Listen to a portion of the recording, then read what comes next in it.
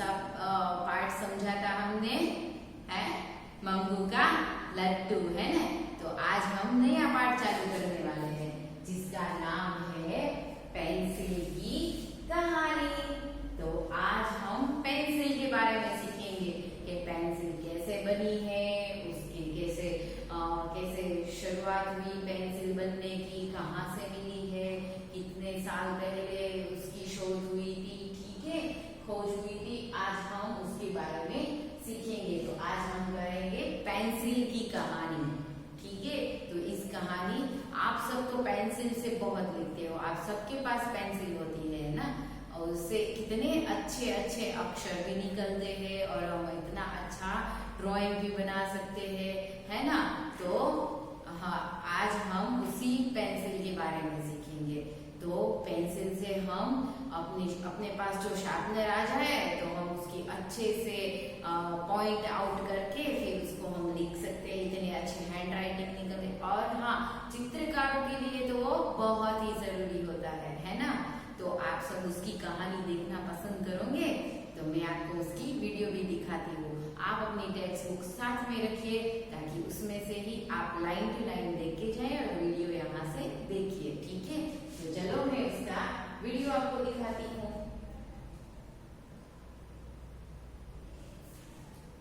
Pencil की कहानी। आज भला कौन बच्चा होगा जो पेंसिल को न जानता हो।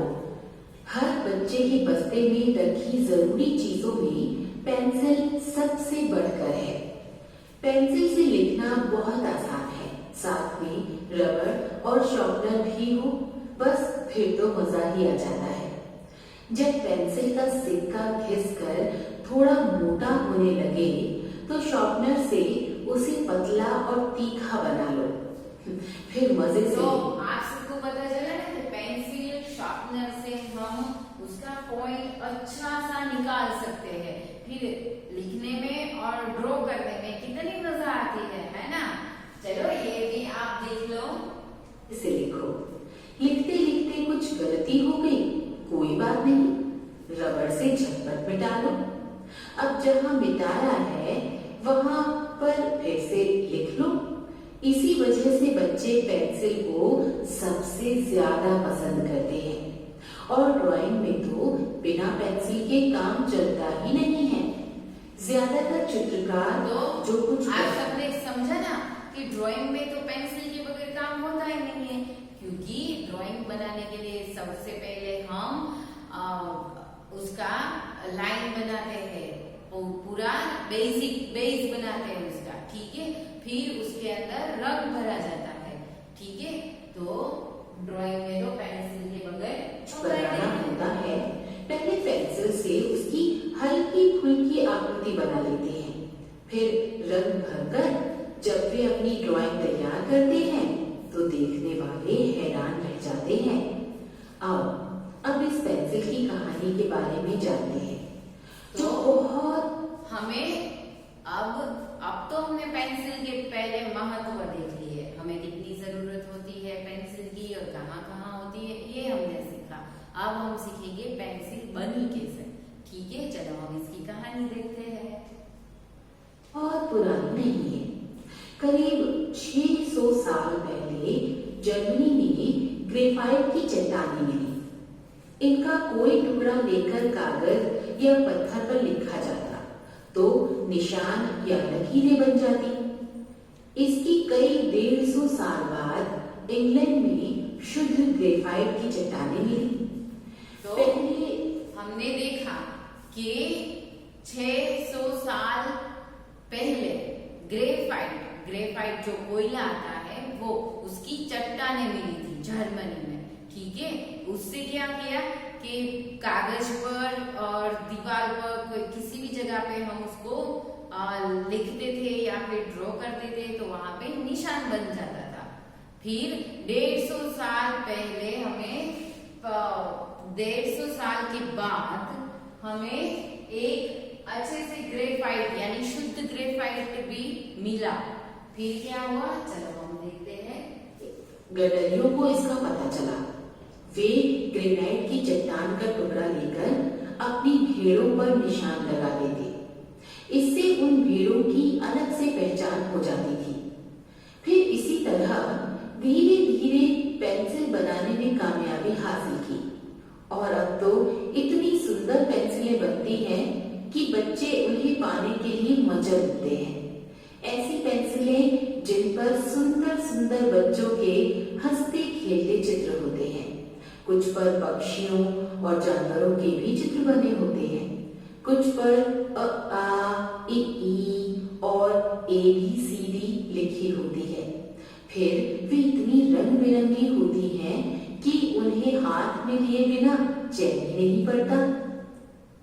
सीख, पेंसिल बड़े काम की चीज है। तो हमने देखा कि पेंसिल 150 साल के बाद फिर हमें शुद्ध ग्रेफाइट मिला। फिर वहां से भेड़ बकरियों के ऊपर उसका निशान लगाते थे ताकि वो अलग दिखे, है ना। फिर धीरे धीरे पेंसिल बनने की शुरुआत हुई और आज तो कितनी अलग अलग और मजेदार पेंसिलें मिलती है ना। आप सब उसका यूज करते हो ना पेंसिल का, जिसे ड्राइंग बनाने के लिए, लिखने के लिए, है ना। वो आसानी से इरेज भी हो जाती है ना।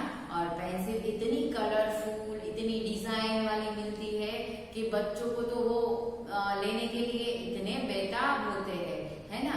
जब उसके पास उसकी मनपसंद सी पेंसिल आ जाती है तो बहुत खुश हो जाते हैं, है ना। तो आप सबको ये पाठ अच्छा लगा ना, समझ में आया आप सबको? तो चलो हम थोड़ा सा उसका शब्दार्थ देख लेते हैं। तो पहला आसान, तो सरल यानी इजी, ठीक है। फिर है कामयाबी यानी कि सफलता। फिर है गडरिया यानी भेड़ बकरियां और चराने वाला, ठीक है। गडरिया को वो ग्रेफाइट शुद्ध जो मिला था उसकी सबसे पहले उसको मालूम हुआ था।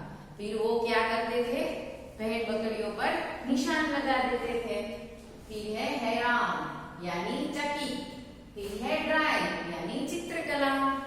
फिर है ग्रेफाइट यानी एक तरह का खनिज, ठीक है। फिर है शार्पनर, जो हमारे पास शार्पनर होता है उसको क्या बोलते हैं, कटर। हासिल यानी पाना, ठीक है। अब हम उसका अभ्यास एक करते हैं। दिए गए प्रश्नों के उत्तर में सही का निशान लगाइए। तो हमें जो सही है उसके ऊपर हमें निशान लगाना है। जैसे कि पेंसिल से क्या करना बहुत आसान है। क्या करना, हंसना, लिखना कि मिटाना, लिखना, ठीक है। लिखना बहुत आसान है। अब हम आगे बढ़ते हैं।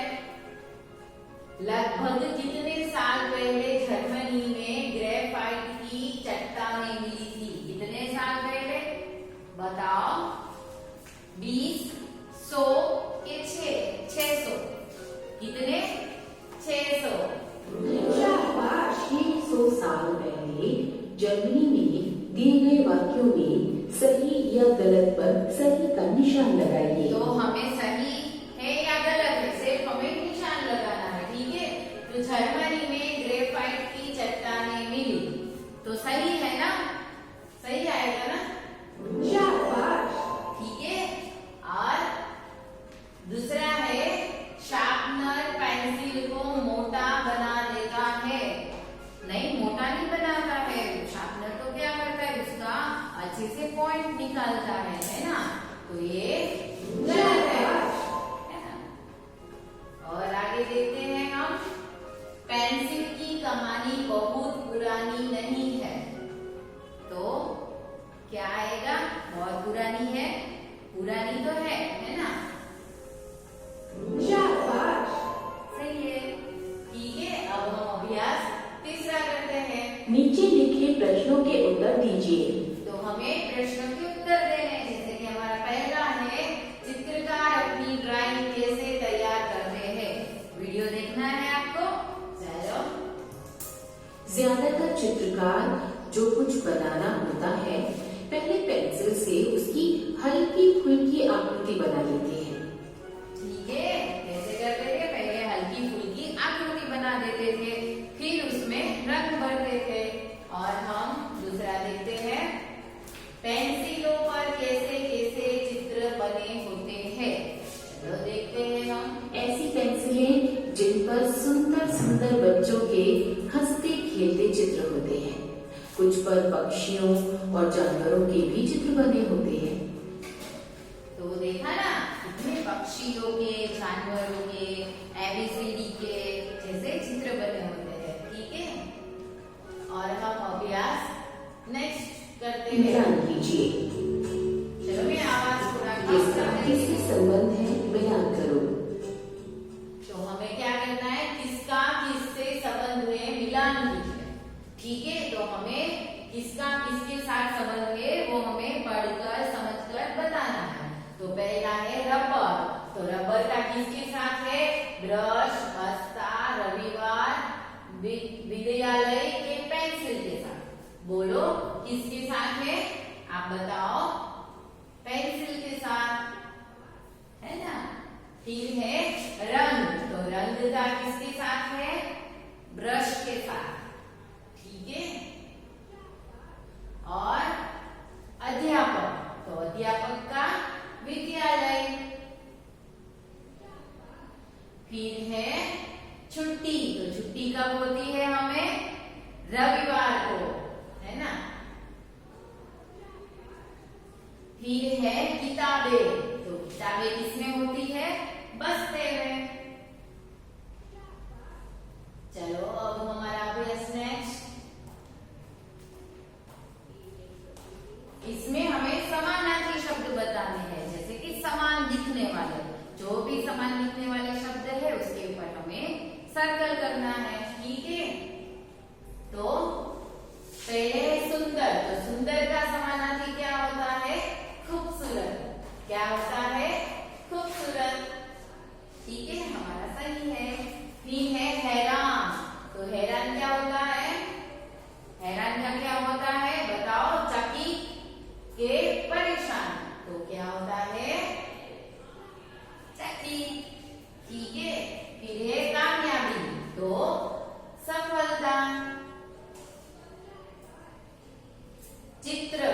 तो चित्रकार की तस्वीर, चित्रकार। एक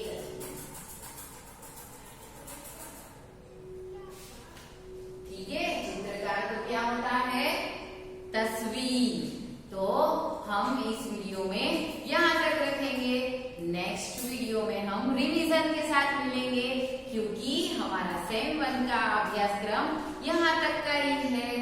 ठीक है, और आपको 1 से 9 चैप्टर तक की आपको एग्जाम में तैयारी करनी है। मैं आपको PDF भेज दूंगी तैयारी करने के लिए, आप खूब मेहनत करना। ठीक है, तो हमारा अभ्यासक्रम 1 से 9 तक के चैप्टर है, याद रखिएगा। ठीक है, तो चलो हम रिवीजन वीडियो में फिर